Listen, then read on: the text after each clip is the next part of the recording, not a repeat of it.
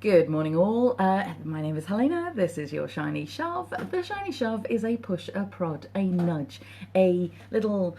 How do you make your day feel better? How do you make you feel better? How do you deal with your business and just make it a little bit better or more effective or efficient in some way, shape, or form? Because that's important.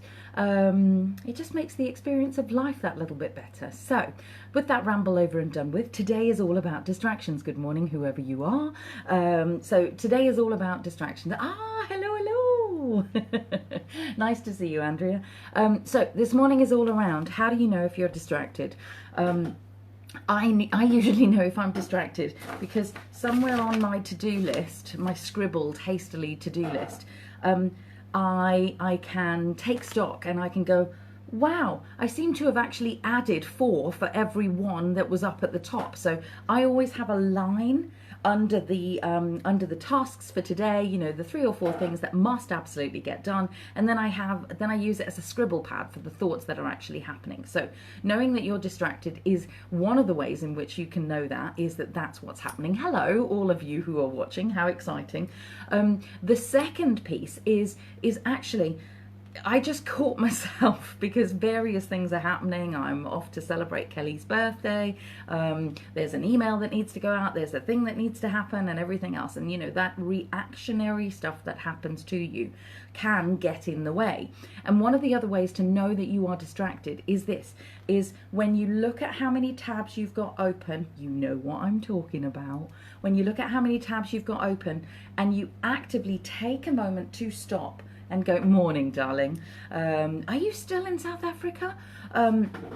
So when you look at the tabs that you've actively got open up at the top and you go through them one by one and you just go, right, that's not complete, that's not complete, that's not complete, that's not complete, then you know that you are in distracted mode, because there is no way you can complete any of those things with focus.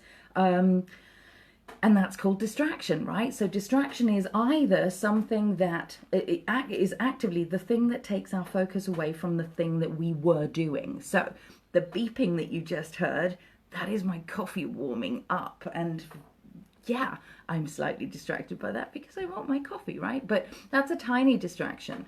The thing about it is that when you've got 6 or 7 things that are half finished or 3/4 finished in some way, shape, what to do is to actively grab a sheet, or indeed, good on you. Bless you. I'm pleased that you're back here. At least we've got you on our shores. So here's what to do. So you make a little list. You stop, right? You make a list of the things that are half complete. So you look at all of the tabs across the top. You look at your to-do list, your electronic to-do list, and you literally stop and go, right, all of these. So let's say there are 7 things. The coffee's in the heater-uppy thing. The email is half done. You need to make the call. You've realized you need to move money, and all of these things are vying for your attention. You write them all down, and then you decide, right, which ones of these are my priority, and then you make a new list. And so a really good person to read if you want more information around this is Cal Newport. I've forgotten which one of the books it is. I'll dig it out. So you make that list anew. So in effect, you are recopying the list. Morning, honey. It's nice to have you on a Shiny Shove. That's my sister. So you make your list and you actively then prioritize them into. And so here are 3 ways that you can slice and dice them. You slice and dice them by time. So you make a tiny note. Good. I'm pleased, Rihanna. So you make a note of the time that it's going to take. So this job, if I just focused on this job, would take me 3 minutes. This job would take me 10 minutes. This job would take me 15. This job I've just begun. The other thing you then do is, so that's the first way to slice and dice it, and so you can look at it like that. The second thing you can do, morning Nick, the second thing you can do is to slice and dice it by priority, i.e., and bottleneckiness, if that makes sense. So if I don't get this done, or if I don't get this done by a certain time, is it going to have implications? Is it going to have an impact on others in some way, shape or form? Or indeed on what I do next? So the ones that are imperative, you can move up to the top of the list and make those the first, second, third that you do. So those that have an impact on something else happening may well be the first things that you finish and complete.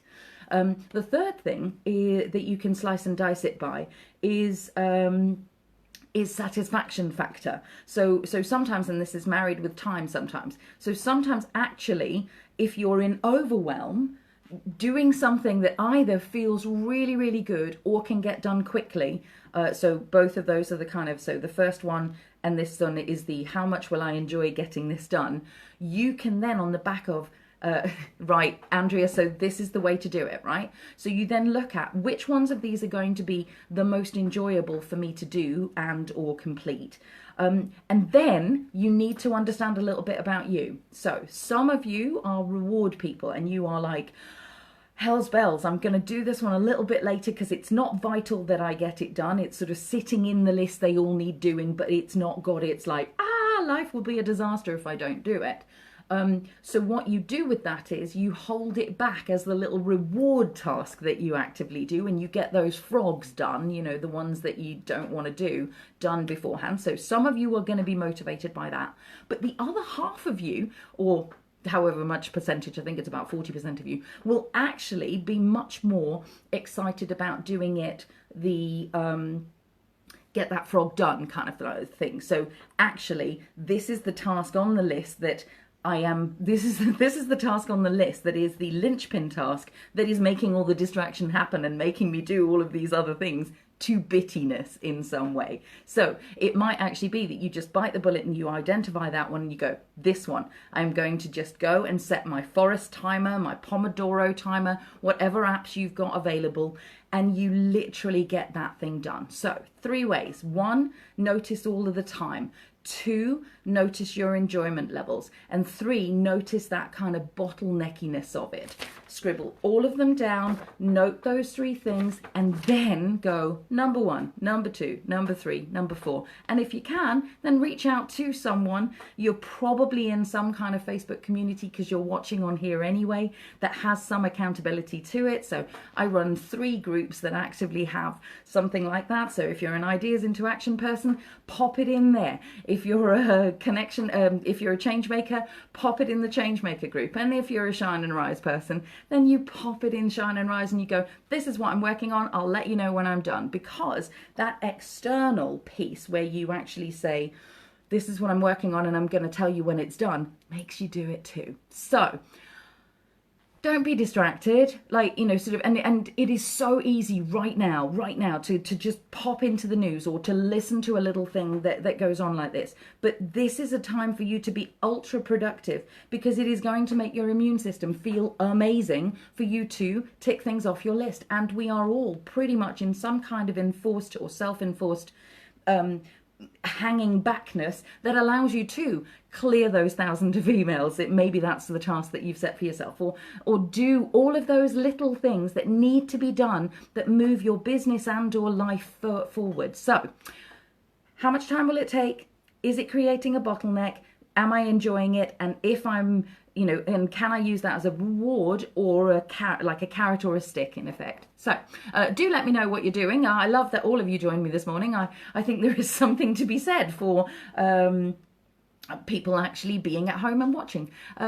Many blessings, and I will catch you. Ignore the news and get productive completely, you know, sort of within the realms that are possible for you. So go set yourself 3 things to get done by the end of the day and do them with focus. Actually notice how it feels to do one thing to its completion, even if it's broken down in little bits. Homeschooling, absolutely fantastic. Your girls are very lucky.